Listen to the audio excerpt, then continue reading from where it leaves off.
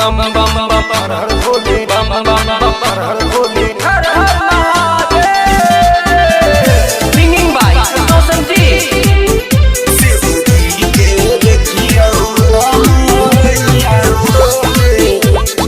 बोल बम बम बम बम बम बोल बम बम बम बम बम बोल बम बम बोल बम। गौरी दाई के बर भोला के छियै घर भोला के भांग के नशा में डोलै छै नहीं कनिको डर भोला के बैल और बसहबा डोल रे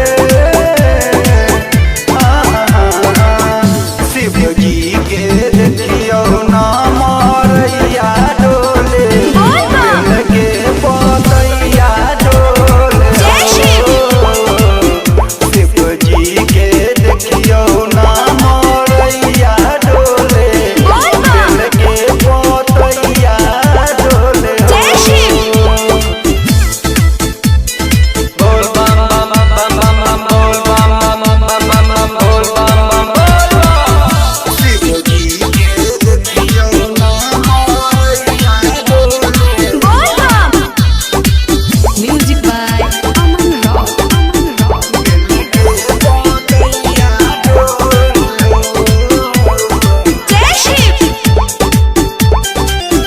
दुनिया के दुखिया सब लहके कहबरिया दाना बडनी कहला गई छियै चलते रहबरिया दाना चलते रहबरिया दाना।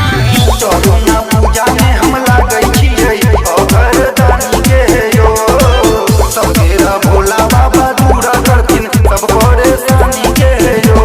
आहना पीसबैया के हयो हा हा हा। शिव जी के देखियो ना मरैया डोले बेल के पतैया डोले शिव जी के